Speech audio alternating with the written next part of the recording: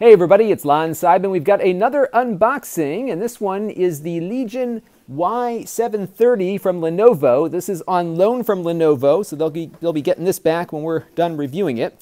This is a gaming laptop in the mid-range. It starts at around $1,200 or so. I will be having a full review of this soon on my main channel at lon.tv. And this one is equipped with an i7, a quad-core i7, and a GTX 1050 GPU. These did not get the new NVIDIA GPUs that came out recently. So let's pop it open here. This one's all metal.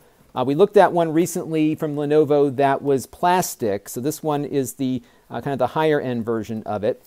But you'll see here the mouse is not a click pad. You got regular buttons, which is probably good on a gaming laptop to have versus the click pad. The keyboard, I'll see if I can boot it up real quick here. The keyboard is an RGB keyboard. From what I'm reading, it actually had some stuff from Corsair in the mix here for the colors on the backlight. So we'll explore what you can do with this. I believe this is a full RGB keyboard, so you should have some flexibility as to color and different patterns and whatnot. It also has, sorry for the bump there, has some lighting here on the side with the vents as well. And it's pretty compact for a 15-inch gaming laptop, actually. If we look on the back here, we've got a bunch of ports to take a look at. There is a mini display port output here, HDMI out, USB, I'm assuming that's USB 3, a gigabit Ethernet port there, another USB 3 port, and your power adapter in there. So you got all your main ports there in the back. And then on the side here, we've got another USB 3 port. And then on this side, we have, it looks like, a Thunderbolt port. So we'll need to investigate how many lanes of Thunderbolt there is on this one. My suspicion is that it'll probably be 4 lanes of Thunderbolt horsepower, because that's what we've been seeing lately on most of these Lenovo laptops. And now that the computer is booted up here, you can see we've got a couple of different colors here waving on the keyboard. It's got an IPS display, 15-inch. I believe this is 1080p, so it looks pretty nice there as well. So that is what you got for the computer. Again, we're going to have a full review of this very shortly, so stay tuned for that. And then let's get a little further into the box here. What else do we have inside? Well, we have a power brick, the power cable, and I believe that is it, and a little safety guide and a short little overview manual here. So that is what you have under the hood here.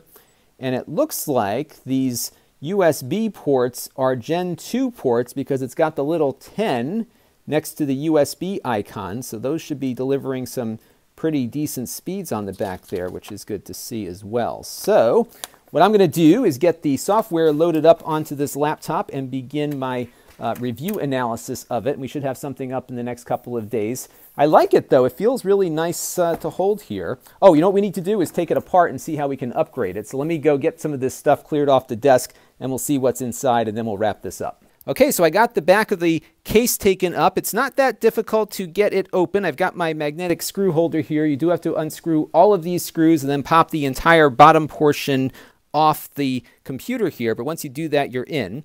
So we have 2 RAM slots on here. On this loaner model, only one of them is occupied. So this one's running single channel right now. I have found in my testing that generally, if you have a GPU, the single channel versus dual channel is not as big of a deal, but if there are more CPU intensive games, perhaps that might have an impact. So you might want to populate that other RAM slot to squeeze out a little more performance there. You've got a SATA hard drive here, along with an M2 drive here. I believe this is a PCI Express drive in there. And then you've got your wireless card over there, and the battery, of course, is right here. So pretty decent little layout on the board here. Plenty of upgradability, both on the storage and RAM. But, of course, you can't upgrade the GPU or the CPU on these. So that is it for the unboxing and the teardown, if you will. We're going to have a full review of this coming up soon on my main channel at lon.tv, so stay tuned. This channel is brought to you by the lon.tv supporters, including gold level supporters Chris Allegretta, the 4 Guys with Quarters podcast, Tom Albrecht, Gerard Newberg, and Kalyan Kumar. If you want to help the channel, you can by contributing as little as $1 a month.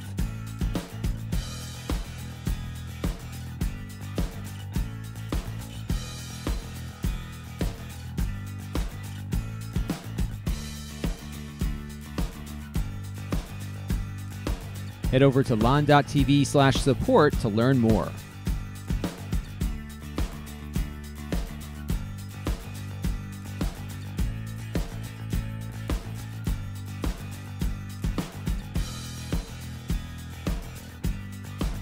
And don't forget to subscribe. Visit lon.tv/s.